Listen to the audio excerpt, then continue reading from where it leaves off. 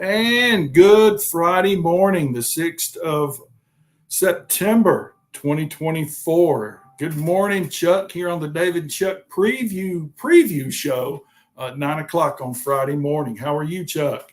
I'm great, and I'm even better when we start talking football. Yep, we're going to talk some football. We got some things real quick, Chuck, before we talk football that I need to talk about.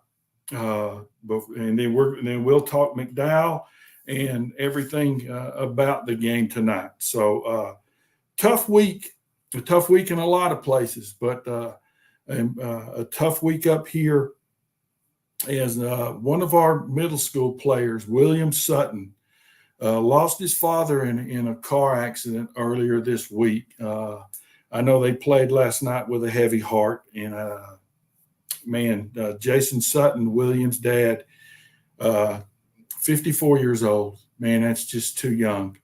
And football is important, and that's what it's a big deal. But some things to me are more important than football. And that family, God bless that family. They're going to need everybody's support as Jason lost his life in a car accident, and William and the family are we're here to support you, and the program, the people in the community are here to support you. And I just wanted to make sure before we did anything and said anything, I wanted to talk about that first. Tragic. Nothing. And then continue to think about Doug McCracken. Doug he's in a fight, and again, Doug is a fighter. If you know Doug, he is a fighter. So we're thinking and praying about Doug, and I would be remiss and if I didn't say that it's a heavy heart for every high school football team in the country tonight. Over Appalachia High School down there in Georgia, right north of Atlanta. Just a horrible, horrible situation down there this week with 2 students and 2 faculty members, another school shooting. And it's heartbreaking. One of the teachers that's dead is their defensive coordinator. And I know that Coach Nolan and those guys have a grass field and down where he's at, and they changed their logo down there because they're not far from them, and they changed their logo at the 50-yard line to Appalachia High School tonight. So thoughts and prayers to them, and that's not enough. You don't want to get me started on that, but just heartbreaking situation. So keep everybody, before we talk about football, just think about that for a minute, and let's take care of each other. Now we're going to talk some football in just a second. The background photo that you see, Mr. Patrick Parton gave us permission to use that. He took that last Friday night at CE Weatherby. It is gorgeous. We live in a gorgeous place, and we have one of the most, if not most beautiful stadium in this part of the country.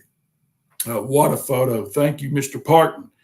And Tuscola Academics, Chuck, I love this. The academic performance from 23 and 24, and I have to make it bigger because my eyes, I can't read with or without my glasses now. I guess that's old age.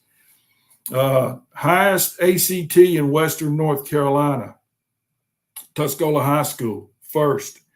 They were third in math in Western North Carolina. First place in highest growth. I don't know what that means, but that's pretty important, I'm going to assume. Highest advanced placement performance, first place. Highest work keys assignment, first place. Total academic overall performance in Western North Carolina, second place. Man, things are going, that's awesome. Football is great. I want to win. But, man, building minds and building character in what they're doing up there and the other things outside of the realm of football up on the hill is really that's pretty cool, Chuck. That's what it's all about. That's exactly what it's all about. And congratulations to everybody associated with the school. So football, 1-1 Tuscola and 0-2 McDowell. tonight at CE Weatherby, 7:30. McDowell's on 2, but they scored a bunch of points, Chuck. Right. And you've got some information on McDowell, and I'm going to throw it to you and listen for a little bit. If you look at McDowell County, you would think that you're looking at a mirror image of Tuscola. 45-man roster, 32 of them are juniors, sophomores, and a few freshmen.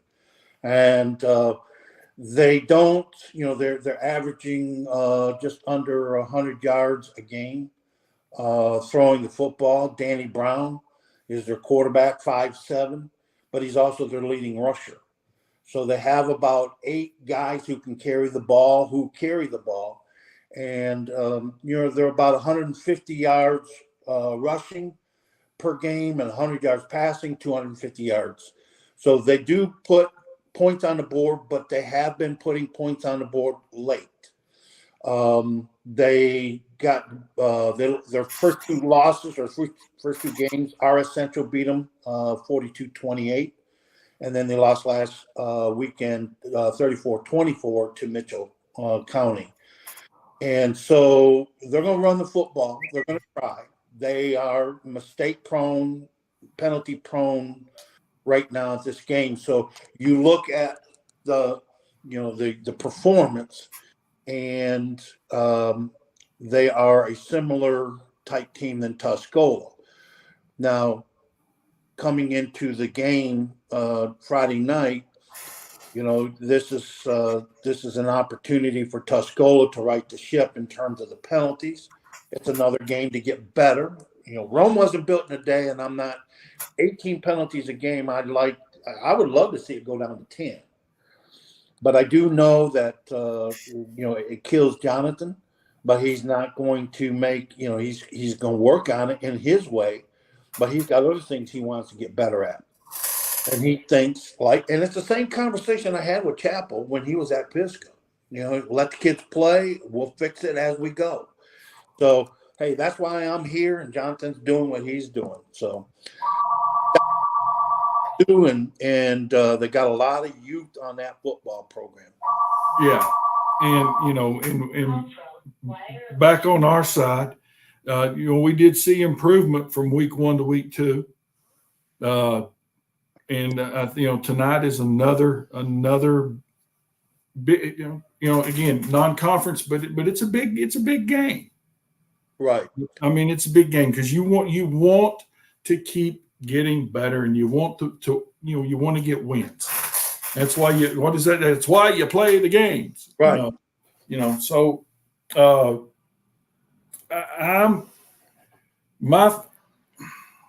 don't know. I'm just trying to. We're getting better, and we're going to be good. Well, it's an opportunity to have a good night passing the ball.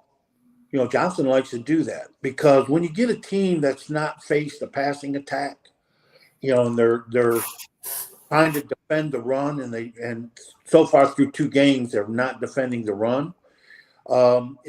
You can add on a little more passing attack and have more of a balanced attack, 50-50 on the run pass situation. But I think this could turn out to be a good night for Tuscola. You got a young team coming in. They've got a lot of spunk to them, and I just think that the result of this game is all in the hands of Tuscola, the players. They'll strap up and they'll get out there and against McDowell County. I think they can get a nice win, and that will put them at 2-1 in the non-conference phase of the schedule. Yeah, just again, I don't know anything. I'd love to see Gavin and I'd like to see Gavin and Ty play tonight, but I don't know. I know nothing about it. But it'd be nice to see them back out there. Those are 2 difference makers. But again, without them last week, our kids played really well, sucked it up, and competed. And right. Then when you look back on them, this is a football question for you then, because I know what my answer is. You want to win every game, by 28, 30 points, whatever. But do you get more out of last week by having, even though you knew you left a lot of points on the field, you should have won by 28, 30, but you didn't, and you had to play tough in the fourth quarter. Does that help you better down the road as you get going, or does those 30-point wins help? The makeup of this team, I think you get more out of the way they played, and it gives them an opportunity. It's teaching moments, it's coaching moments for the staff at Tuscola to say we are getting better. We left more points on the field against Asheville than we did against Polk County, which means we're taking more of those opportunities and punching them into the end zone. I think that they got a lot out of that win. It was a hard-fought win, and they're getting a little bit more confidence. They're not where the head ball coach wants to be. And he'll be the first to tell you that, but he's a very positive coach right now. And, so I personally think you get more out of the win where you can tell you guys, we left a lot of points out on the field, and here's why we left them out on the field. And that's the way they're being taught. If you go and tell them, hey, we left a lot of points on the field, bad on you, let's get to practice and work hard, and you take it more as a punishment. If you identify the problem, where's the solution? And with the Tuscola staff, is they both weekends, both games, first and second game, Asheville and Polk County, they told them, all right, we left a lot of points on the field, and Jonathan said, and we not only talked about it, we worked on why we left those points on the field. We don't want to do that. Next week, we got better at it. So there's a positive thing coming out of it, saying we got better. We gotta never leave points out on the field. If we do that, we'll win every football game. Yeah. And, my thing is with a group that's growing is, I said, I know what my answer would be. My answer is, golly, I'd like to win by that. But they showed mental toughness. They played and they had to make plays with pressure. I joke about Brian when we're out on the golf course. My son-in-law will say, pressure bust pipes. Well, they grew last week, and because every play from halftime on was you're under pressure. You're under pressure. And I thought they handled that well. Again, the penalties, I'm going to let you talk about that more than me, because I get the look from people when I talk about the penalties too much. So, but they played well under pressure. And can I address the penalties? Please. Tuscola is not the only team that's had a lot of penalties. There's high school teams all over that. I watched one last Friday night. I mean, there was probably 18 penalties per team. So it's not just a Tuscola problem. But you have in the first two games, I think you had two good opponents. And, the kids are a young football team. To me, it's a thing of being youthful. You got a young football team. If this was a senior-dominated team, then I'd say, okay, we got a problem. You really need to address this thing and sit on it hard. This is young. You're talking freshmen and sophomores who can't even drive themselves to the ball game. They got to be driven to the ball game. And then you got juniors, a bunch of juniors and sophomores. So, it will get better if fans will look at it and say, yeah, even your head football coach and his staff they don't like penalties, but they have a different approach. They're the ones out there coaching your sons, and you want them to teach them rather than scold them. It's a different era of football. Yeah. So, when in my day, we had a big hill we had to come down to go to practice. I showed you that at Flint Southwestern. Yeah. Trip up there. We ran that hill for every penalty. Hated the moment, but when you get in the game, you're not thinking about the hill. You're playing. Sometimes you go up against a guy who is really talented and you're trying to make a block and you hold. Well, when you hold, you sit there for a second, go, no, I got to run the hill. I got to run that hill. So I can see both sides. I just prefer if you can teach them and they get better at it. Now they're averaging 18 penalties a game. Okay, I believe this. They will get better at the penalties, and when they get better at the penalties, they'll be a much better football team. And that's what Jonathan sees and envisions with this program. Yeah. Okay. I got you. So you guys just have to talk me off the ledge. Every Friday night. uh, I, I've been so impressed with just the overall attitude of these kids. I'm not around them much, if any at all, but just knowing the game and understanding, even just watching the way they warm up, they do flex and all that stuff. You noticed a big difference between when they went out on the field against Asheville High and when they walked out on the field against Polk. So I guess the key word for me for this week is growth. Are we going to grow from week 2 to week 3? And I believe the answer to that is yes. I would be shocked if they didn't. I look at you have you're temporarily missing 2 studs, 2 playmakers, and you've had that situation for most of 2 games.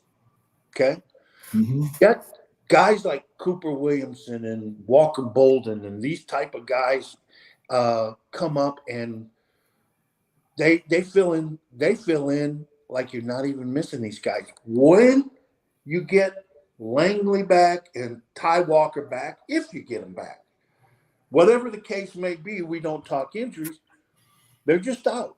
But if you get them back, that's a much better football team just like that. So you got guys who are picking up the pieces of missing parts. You're picking all these pieces up and playing well. So if you've got, you get better, you take a young team and you go and play and you lose the first game and then you get better the second game, I have to assume, because I've learned to trust Jonathan, Coach 8 will take these kids and make them better. How better? I don't know. But I've learned, don't doubt this guy. Just don't doubt him. He'll prove you wrong. So, yeah, they'll get better just by the natural progression of practices and teaching. What cup of caffeine and chaos are you on this morning? This second one. And I'm going to tell you something. If I may talk, being a coffee connoisseur, and yes, Jonathan thinks he's a coffee connoisseur, and that's just like drinking milk, what he drinks. Real men, like this, but porcelain cups at diners and this cup they got right here, I don't know why. If somebody can help a dumb man, old man, that's explain how come it tastes better in these types of cups than porcelain and these type of cups than these styrofoam cups that you get. I'd rather go, if I was going to go get they want to give a paper cup, I'd rather you give me a cup so I can drink it, or take my cup in there. Buy a cup like this from Caffeine and Chaos, and then take it in there and have them fill it up, refill it. And then get your, what is it, they call it the Jonathan Crompton dessert or something? I don't know, some blueberry or blackberry thing.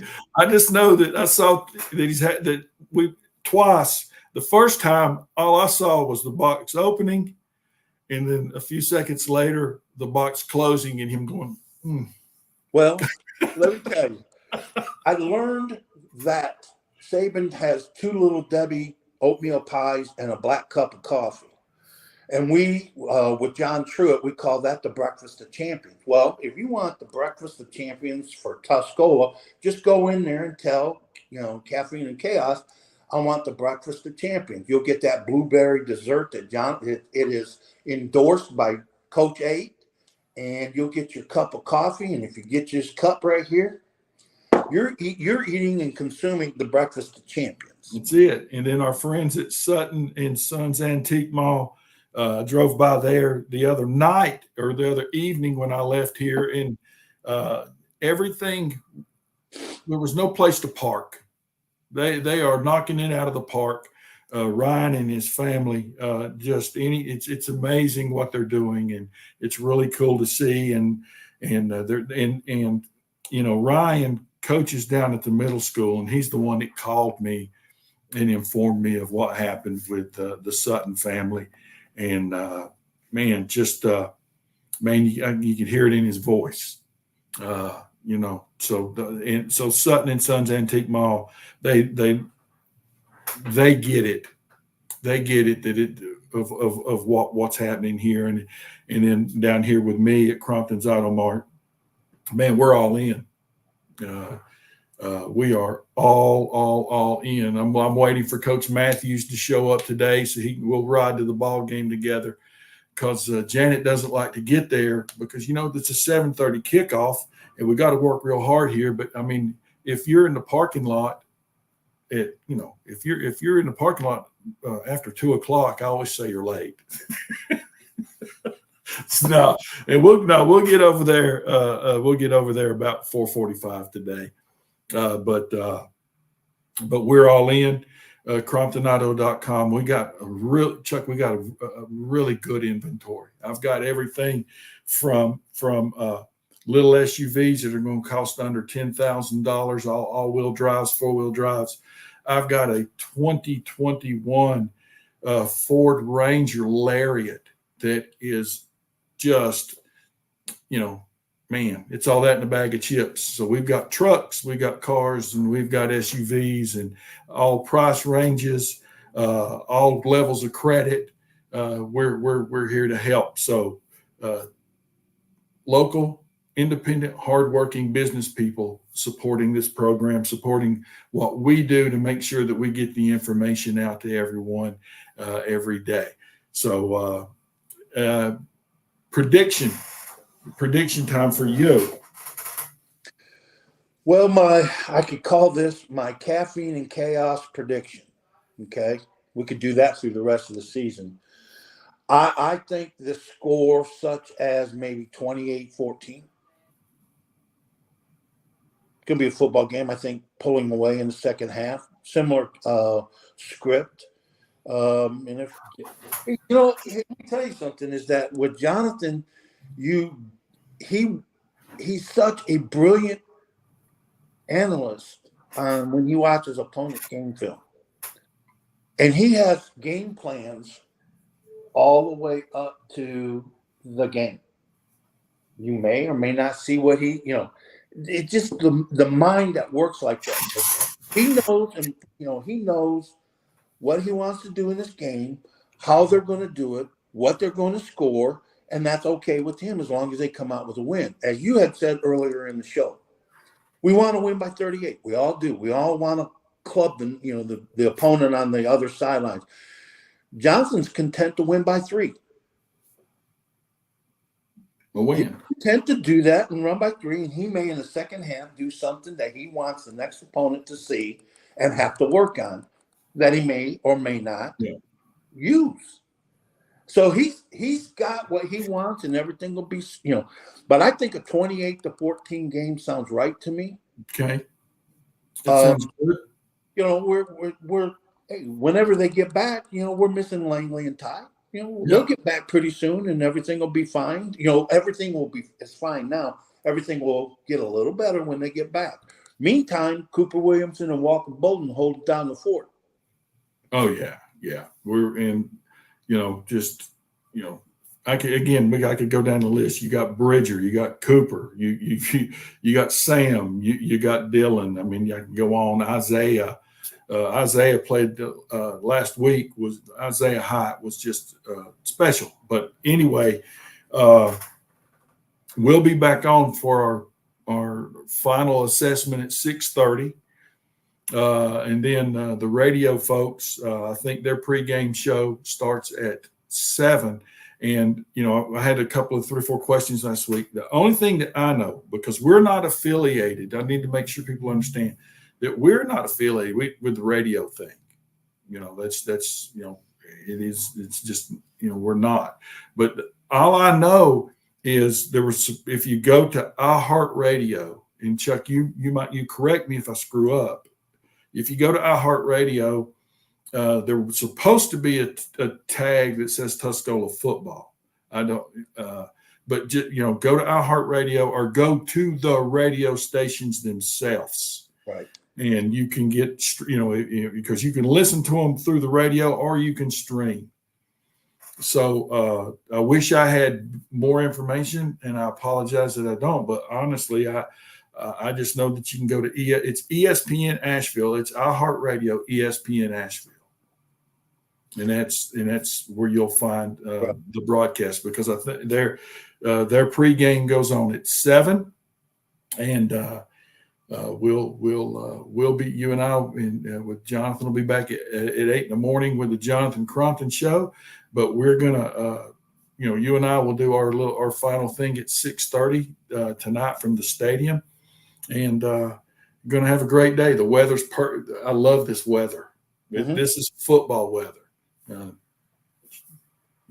It's still gonna get up in the 70s, but it's the first time this year I've put on something that isn't a short sleeve. And leaves are starting to fall. And again, all you leaf people that are coming in, and hey, you can come to my house when it comes into full effect, and I'll show you can rake my leaves, and you can get your full of it. That's a fair statement, right, Chuck? But before you moved, you were up on the hill right here, and and it was just, when it comes, and it's Katie bar to the door, and I'm up in the woods at about 4,000 feet. So you leaf lookers, you can come to the house, and I'll provide you with whatever equipment you need. Yeah. It's going to be a good night.